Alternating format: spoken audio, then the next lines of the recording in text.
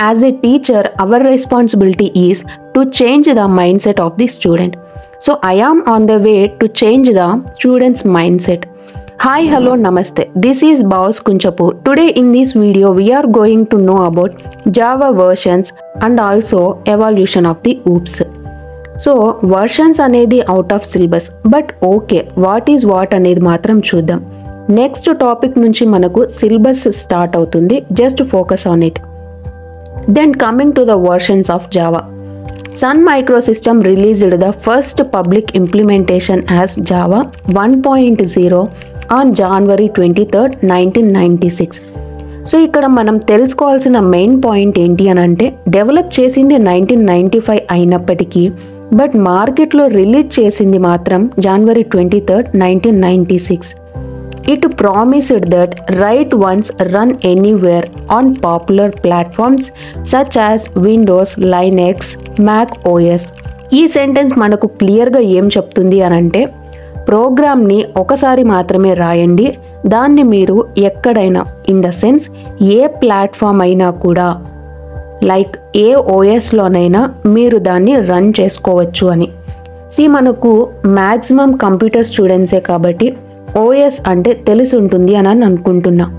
OS అంటే మనకు system screen పైన ఏదైతే విజిబుల్ అవుతుందో దాన్నే మనం ఓఎస్ అంటున్నాం. మనం దానికి డెఫినేషన్ చెప్పాలి అని అంటే, it acts as an interface between the user and the hardware. So ఇది మనకి డెఫినేషన్. డిఫరెంట్ టైప్స్ ఆఫ్ ఓఎస్లు లైక్ విండోస్, లైనెక్స్, మ్యాక్, ఇలా మనకి డిఫరెంట్ టైప్స్ ఆఫ్ ఓఎస్ఎస్ ఉంటాయి. ఇప్పుడు మనం ప్రోగ్రామ్ కోడ్ని విండోస్లో రాసి లైనెక్స్లో కూడా రన్ చేసుకోవచ్చు. అది జావాకి ఉండే స్పెషాలిటీ. దీన్నే మనం ప్లాట్ఫామ్ ఇండిపెండెంట్ అని కూడా చెప్పుకుంటాం. And then Java first version was released as 1.0 followed by 1.1, 1.2, 1.3, 1.4 and then 5.0 JDK 1.5, 6th version JDK 1.6, 7, 1.7, 8, 1.8, 9, 10, 11, 12, 13 up to Java 22. Actually జావాని ఫస్ట్ ఇంట్రడ్యూస్ చేసింది సన్ మైక్రోసిస్టమ్స్. లాటర్ అంటే 2010లో దాన్ని ఒరాకిల్ వాళ్ళు ఓన్ చేసుకున్నారు. ఈ హిస్టరీ మీరు బాగా అబ్జర్వ్ చేసినట్లయితే ఇక్కడ మనకు LTS అని హైలైట్ అవుతుంది. ఎందుకు అలా పెట్టాం చూద్దాం. LTS దాని యొక్క అబ్రివేషన్కి వస్తే లాంగ్ టర్మ్ సపోర్ట్. ఎందుకు అలా అంటున్నాము అని అంటే, ఈ వర్షన్స్ని మనము ఎప్పటి వరకైనా కూడా యూస్ చేసుకోవచ్చు. అదే non LTS, it mean that non long term support. In case install చేసుకోవాలి అని అంటే కూడా మనకి ఇన్స్టాలేషన్ అవ్వదు. సో కొత్త వర్షన్స్ వస్తే పాతవి ఎలా అయితే పక్కన పెడతామో అలాగే ఇక్కడ మనకి నాన్ LTS వర్షన్స్ని ఇన్స్టాల్ చేసుకోలేము అండ్ డిప్రికేటెడ్ అని వస్తుంది. అలా LTS ఉన్నవి ఏ వర్షన్స్ అనంటే Java SE8, SE11, SE17, SE21. So present నేను నా స్టూడెంట్స్కి సజెస్ట్ చేస్తుంది latest version, that is Java SE22. If in case next version ఏదైనా ఇంట్రడ్యూస్ చేశారు అని అంటే ఇది మనకి యూస్ చేసుకోలేమన్నమాట. I mean that Java SE22 version మనం యూస్ చేసుకోలేము, ఎందుకంటే ఇది నాన్ LTS అన్నమాట. అచీవ్ డౌన్లోడ్స్లోకి వెళ్ళిపోతుంది. సో ఇది మనకి జావా వర్షన్స్ యొక్క హిస్టరీ. సో వర్షన్స్ ద్వారా మనం అర్థం చేసుకోవాల్సిన మెయిన్ పాయింట్ ఏంటి అని అంటే, ఓన్లీ LTS వర్షన్స్ని మాత్రమే యూస్ చేసుకోగలము అండ్ నాన్ LTS ఇన్స్టాలేషన్ చేసుకోవాలి అని అన్నా కూడా ఇన్స్టాలేషన్ అవ్వవు. So this is about versions of Java. And then coming to the syllabus topic.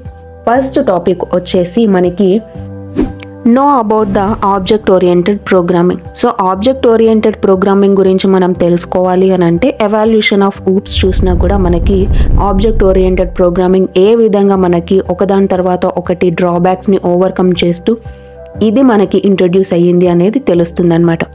So first one వచ్చేసి మనకి monolithic approach. In this approach, the program consists of sequence of statements that modify data. So ఇక్కడ ప్రోగ్రామ్లో sequence of statements అనేటివి ఉంటాయి, అవే మనకి డేటాని modify అనేది చేస్తాయి అన్నమాట. All the statements of the program are global throughout the whole program.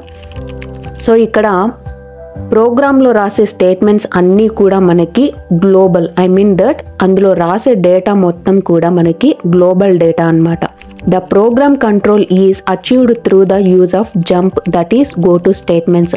మరి ప్రోగ్రామ్ పైన కంట్రోల్ ఏ విధంగా వస్తుంది ఆర్ అచీవ్ చేయొచ్చు అని అంటే by using the jump, that is go to statements. Go to statements ద్వారా మనకి ప్రోగ్రామ్ పైన కంట్రోలింగ్ అనేది అచీవ్ చేయొచ్చు. In this approach code is duplicated each time because there is no support for the functions. So ఇక్కడ మనము ఈ అప్రోచ్లో functions అనేటివి use చేయనందువల్ల మనకి మెయిన్ డ్రాబ్యాక్ ఏంటి అని అంటే మనం రాసే కోడ్ ప్రతిసారి డూప్లికేషన్ అనేది జరుగుతుంది. Data is not fully protected as it can be accessed from any portion of the program.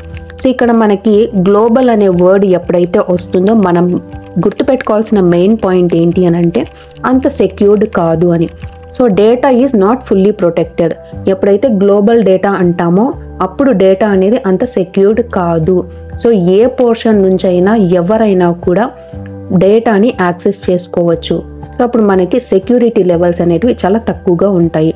So మరి ఈ అప్రోచ్ ద్వారా మనం ఎలాంటి అప్లికేషన్స్ని డిజైన్ చేసుకోవచ్చు ఆర్ ప్రోగ్రామ్స్ని డిజైన్ చేసుకోవచ్చు అని అంటే ఓన్లీ స్మాల్ అండ్ సింపుల్ ప్రోగ్రామ్స్ని మాత్రమే మనము డిజైన్ చేసుకోవచ్చు. ఈ అప్రోచ్ని ఏ ప్రోగ్రామింగ్ లాంగ్వేజ్ అయినా ఫాలో అవుతున్నాయా అంటే assembly language and basic languages ఈ మోనోలిథిక్ అప్రోచ్ని ఫాలో అవుతున్నాయి. సో ఇది మనకి monolithic approach. And then procedural approach. So second type వచ్చేసి మనకి after monolithic approach second one procedural approach. ఇది మనకి టాప్ డౌన్ అప్రోచ్ అన్నమాట.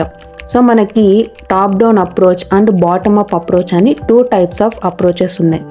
సో టాప్ డౌన్ అప్రోచ్ గురించి బాటమ్ అప్ అప్రోచెస్ గురించి ఇంకా క్లియర్గా తెలుసుకోవాలి అని అంటే మనకి difference of procedural and object oriented programming approaches differences తెలుసుకునేటప్పుడు ఇంకా క్లియర్గా top down and bottom up approaches గురించి క్లియర్గా తెలుసుకుంటాము. సో ప్రస్తుతానికి మనకి టాప్ డౌన్ అప్రోచ్ అంటే just remember that higher level to lower level. So in this approach a program is divided into function that perform a specific task. So ఈ అప్రోచ్లో మనకి programme ఏ విధంగా divide అవుతుంది అని అంటే ఫంక్షన్స్గా మనకి డివైడ్ అవుతుంది. సో ఫంక్షన్స్ అనగానే it is a black of code that perform A specific task. So ఒక బ్లాక్ ఆఫ్ కోడ్ ఉంటుంది. ఆ కోడ్లో ఏముంటుంది, ఒక టాస్క్ పర్ఫార్మ్ చేయడానికి రిలేటెడ్గా సమ్ స్టేట్మెంట్స్ అనేటివి ఉంటాయి. సో అది మనకి ఫంక్షన్ అనేది. సో ఈ ప్రొసీజరల్ అప్రోచ్లో మనకి ప్రోగ్రామ్ ఏ విధంగా డివైడ్ అవుతుంది, ఫంక్షన్స్గా డివైడ్ అవుతుంది. Data is global and all the functions can access the global data. So ఇక్కడ కూడా మనకి మోనోలిథిక్ అప్రోచ్లో ఉండే డ్రాబ్యాకే మళ్ళీ ఇక్కడ కూడా రిపీట్ అయ్యింది. సో అక్కడ డేటా గ్లోబలే, ఇక్కడ కూడా డేటా గ్లోబలే. ఏ ఫంక్షన్ అయినా కూడా ఎక్కడి నుంచి అయినా కూడా యాక్సెస్ అనేది చేసుకోవచ్చు. సో డేటా అనేది గ్లోబల్ కాబట్టి సెక్యూరిటీ అనేది కొంచెం తక్కువగా ఉంటుంది. Program flow control is achieved through function calls and go to statements. So monolithic అప్రోచ్లో ఓన్లీ గో టు స్టేట్మెంట్స్ ద్వారా మాత్రమే ప్రోగ్రామ్ పైన కంట్రోల్ వచ్చేది. కానీ ఇప్పుడు ప్రొసీజరల్ అప్రోచ్లో ప్రోగ్రామ్ పైన కంట్రోల్ ఏ విధంగా అచీవ్ చేయొచ్చు అని అంటే through function calls and go to statements. ఇక్కడ మోనోలిథిక్లో ఉండే డ్రాబ్యాక్ని ప్రొసీజరల్ అప్రోచ్ ఓవర్కమ్ చేసింది. ఏంటి ఆ డ్రాబ్యాక్ అంటే ఫంక్షన్స్ లేనందువల్ల అక్కడ కోడ్ రిపిటేషన్ అనేది జరిగింది. అది మనకి ఇక్కడ ఓవర్కమ్ అయ్యిందనమాట. So this approach avoids repetition of code which is the main drawback of the monolithic approach.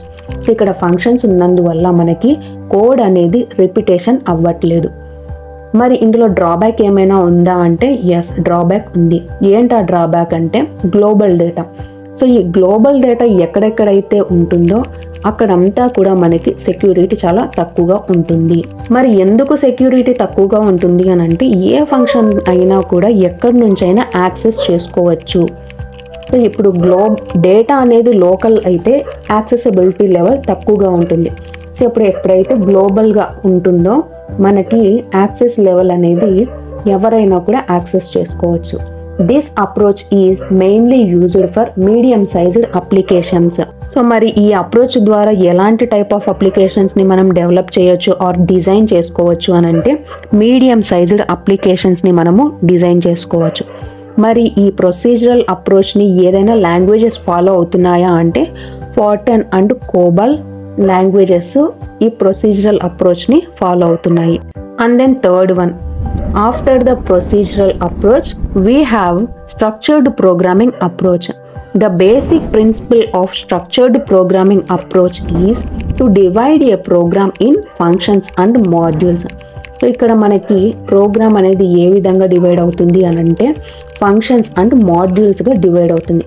ఇలా ఫంక్షన్స్ అండ్ మాడ్యూల్స్గా డివైడ్ అయినప్పుడు మనకి కోడ్ చూడడానికి నీట్గా ఉంటుంది అండ్ ఈజీగా అర్థం కూడా అవుతుందన్నమాట. It helps to right cleaner code and helps to maintain control over each function. ప్రతి ఫంక్షన్ పైన మనకి కంట్రోలింగ్ అనేది మెయింటైన్ చేయడానికి చాలా ఈజీగా అవుతుందన్నమాట. This approach gives importance to functions rather than data. So ఇక్కడ డేటా పైన కంటే కూడా మెయిన్గా ఫంక్షన్స్ పైన ఫోకస్ ఎక్కువగా ఉంటుందన్నమాట. It focuses on the development of large software applications. So structured programming approaches ద్వారా మనం లార్జ్ సాఫ్ట్వేర్ అప్లికేషన్స్ని డిజైన్ చేయొచ్చు. మరి ఈ స్ట్రక్చర్డ్ ప్రోగ్రామింగ్ అప్రోచెస్ని ఏ లాంగ్వేజెస్ అయినా ఫాలో అవుతున్నాయా అంటే Pascal and C. So C అనేది స్ట్రక్చర్డ్ ప్రోగ్రామింగ్ లాంగ్వేజ్ అన్నమాట. అండ్ దెన్ లాస్ట్ వన్ వచ్చేసి మనకి object oriented programming approach. So monolithic approach, procedural approach and structured programming అప్రోచ్లో ఉండే డ్రాబ్యాక్స్ అన్నింటినీ ఓవర్కమ్ చేస్తూ మనకి ముందుకొచ్చినదే ఈ object oriented programming approach. Coming to the existence to remove the drawback of conventional approaches. The basic principle of OOP approach is to combine both data and functions so that both can operate into a single unit. So ఇక్కడ మనకి data and functions అనేటివి ఒక single యూనిట్గా form అవుతున్నాయి. ఆ single యూనిట్ని మనం ఏమంటున్నాము, object అంటున్నాము. So ఇప్పుడు మనకి రియల్ వరల్డ్లో ఏది తీసుకున్నా కూడా మనము ఆబ్జెక్ట్ అని అంటాం. Like chair, fan, pen, human, ఇలా వీటన్నింటినీ కూడా మనము ఆబ్జెక్ట్స్ అనే అంటున్నాం. సో ఇప్పుడు ఈ ఆబ్జెక్ట్స్ని మనము తీసుకున్నట్లయితే అందులో మనకి స్టేట్ ఉంటుంది అండ్ బిహేవియర్ ఉంటుంది. సో ఆ స్టేట్నే మనం ఇక్కడ డేటా అంటున్నాం అండ్ దెన్ దానికి ఉండే బిహేవియర్నే మనం ఇక్కడ ఫంక్షన్స్ అంటున్నాం. ఆ రెండింటి యొక్క కలయికనే మనం ఏమంటున్నాము, సింగిల్ యూనిట్గా ఫామ్ చేస్తూ దాన్నే మనము ఆబ్జెక్ట్ అంటున్నాం. So this approach secures data also. So ఈ అప్రోచ్ ద్వారా డేటా ఏమైనా సెక్యూర్డ్గా ఉంటుందా అని అంటే డెఫినెట్లీ మనకి డేటా అనేది సెక్యూర్డ్గా ఉంటుంది. Nowadays this approach is used mostly in all applications. మరి ఈ అప్రోచ్ని ఏదైనా లాంగ్వేజెస్ ఫాలో అవుతున్నాయా అని అంటే లైక్ C++, జావా, పైథాన్, ఇలా అన్ని ప్రోగ్రామింగ్ లాంగ్వేజెస్ కూడా మనకి ఆబ్జెక్ట్ ఓరియంటెడ్ ప్రోగ్రామింగ్ అప్రోచ్నే ఫాలో అవుతున్నాయి అన్నమాట. ఇప్పుడు మనకి ఎవల్యూషన్ ఆఫ్ ఊప్స్ డయాగ్రామ్ చూసుకున్నట్లయితే సో 1940స్లో మిషన్ లాంగ్వేజ్ అప్రోచ్ ఉండింది అండ్ 1950స్లో అసెంబ్లీ లాంగ్వేజ్, 1960స్లో ప్రొసీజరల్ అండ్ దెన్ 1970స్లో స్ట్రక్చర్డ్ అండ్ దెన్ 1980s నుంచి ఇప్పటి వరకు ఆబ్జెక్ట్ ఓరియంటెడ్ ప్రోగ్రామింగ్ లాంగ్వేజే మనకి యూజ్ చేస్తున్నాం. సో ఇది మనకి ఎవల్యూషన్ ఆఫ్ ఊప్స్ అన్నమాట. సో ఎవల్యూషన్ ఆఫ్ ఊప్స్ తెలుసుకున్నాము అని అంటే మనకి ఆబ్జెక్ట్ ఓరియంటెడ్ ప్రోగ్రామింగ్ గురించి పూర్తి అవగాహన వచ్చినట్లు. So this is all about Java versions history and evolution of OOPS. Hope you all understand the topic. I hope మీ అందరికీ ఈ వీడియో నచ్చిందని అనుకుంటున్నాను. అండ్ దెన్ నా ఎక్స్ప్లెనేషన్ కూడా మీకు అర్థమయ్యింది అని అనుకుంటున్నాను. If you have any doubts please comment on comment section. ఎలాంటి డౌట్స్ ఉన్నా కూడా కామెంట్ సెక్షన్లో కామెంట్ చేయండి. అప్పటి వరకు stay tune to boss lectures channel. And this is boss Kunchapu signing off, and don't forget to like, share and subscribe to this channel. Thank you.